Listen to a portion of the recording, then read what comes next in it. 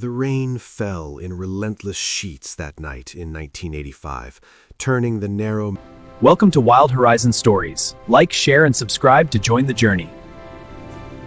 mountain road into a slick ribbon of black.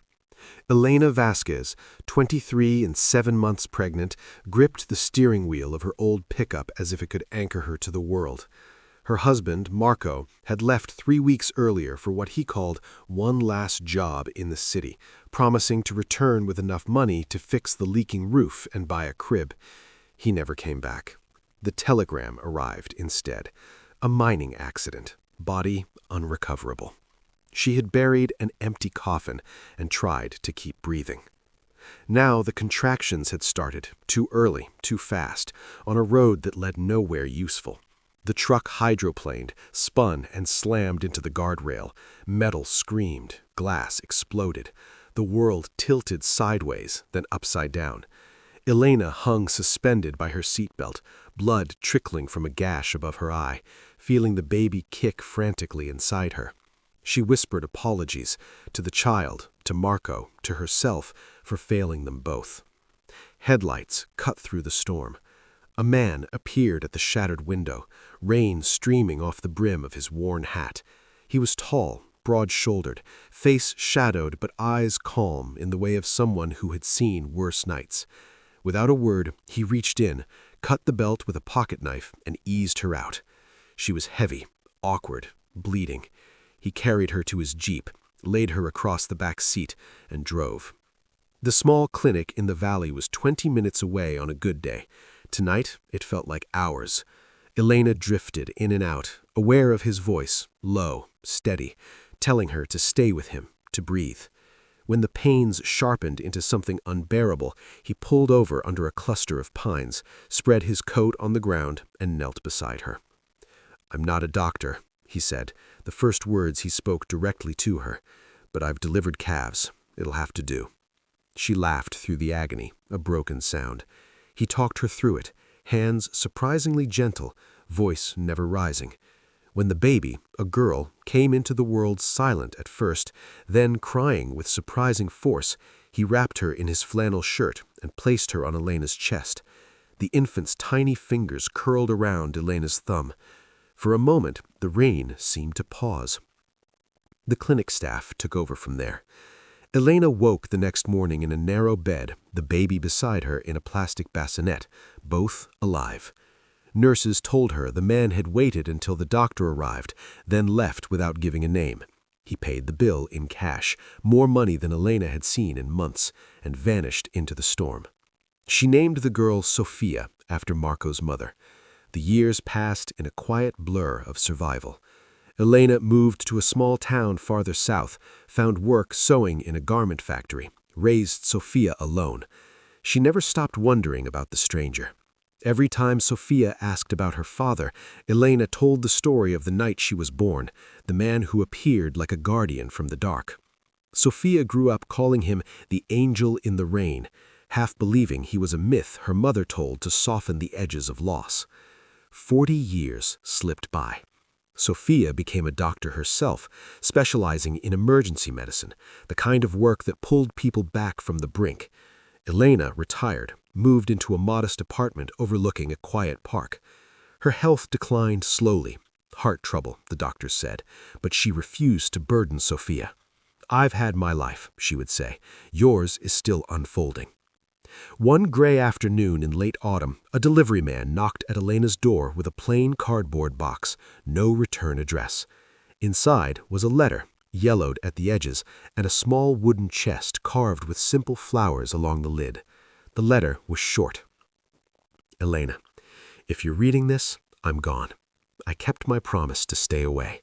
You and the girl deserved a clean start, without questions or shadows. I never told you my name because names carry weight, and I had too many already. But I watched from a distance when I could. Sophia's graduation, her wedding, the way she smiles like you did that night. The box holds what little I had worth keeping. Give it to her when the time feels right, or open it yourself. Either way, know that saving you both was the only good thing I ever did cleanly. Thank you for living." No signature. Elena's hands trembled as she lifted the lid. Inside was a folded newspaper clipping from 1985, the article about the mining collapse that killed Marco. Tucked beneath it was a faded photograph, Marco and Elena on their wedding day, laughing in sunlight. Elena had lost her copy years ago in one of many moves. How had he gotten it? Deeper still, a small envelope. Inside, a single lock of dark baby hair tied with a bit of blue ribbon. Sophia's from that first night. And beneath everything, a worn leather wallet. When Elena opened it, a driver's license slipped out. The name read Tomas Rivera. The photo showed the same shadowed face from her memory, younger, unsmiling. The birth date made him 41 that year. He would have been 81 now. There were other things, a discharge paper from the Army, dated 1973, a medal for valor, Vietnam, a yellowed ticket stub from the bus to the mountain town where he found her, and a single page torn from a notebook, handwriting careful and deliberate. I saw the truck go over, thought it was empty. Then I heard her cry out, pulled her free. The baby came fast. She named her Sophia. I stayed until they were safe, left before questions started. I can't go back to what I was. Too much blood on my hands already. Better they never know who pulled them from the wreckage. Better I disappear. Elena's hands trembled as she pressed the page to her chest. Tears came then, hot and sudden, the kind that had waited 40 years to fall. She cried for the stranger who had no reason to stop, who chose to anyway. She cried for the life he gave her back without asking for anything. She cried because she understood too late that he had carried his own wreckage that night and still chose to lift hers. Sophia arrived an hour later, called by a neighbor who heard the sobbing through the thin walls. She found her mother on the couch, the open box beside her, the letter clutched in her lap. "Mama?" Elena looked up, face streaked, eyes bright with something like wonder. "He didn't just save us," she whispered. "He gave us everything by taking nothing." Sophia sat beside her. Together they read the note again, touched the lock of hair, studied the photograph of young Marco. Sophia traced the name on the license. "Tomas Rivera," she said softly. "Do you think—" Elena shook her head. "He's gone, but he was here, all this time." That evening, Sophia drove her mother to the old mountain road. They parked where the guardrail had long since been replaced. The pines still stood, taller now. Elena stepped out into the cool air, the wooden box in her arms. She walked to the spot where the truck had flipped, knelt, and pressed her palm to the earth. "Thank you," she said to the silence, "wherever you are." Sophia stood behind her, hand on her mother's shoulder. Neither spoke for a long time. The wind moved through the trees, carrying the scent of pine and distant rain. When they returned home, Elena placed the box on the mantel, lid open so the contents could breathe. She never closed it again. Every morning she greeted it quietly, as though greeting an old friend who had finally come home. And on quiet nights, when Sophia visited, they sat together, looking at the photograph of Marco, the lock of baby hair, the medal, the note. They spoke of a man who had no name in their lives until the end, who saved 2 people and then stepped back into shadow so they could walk into light.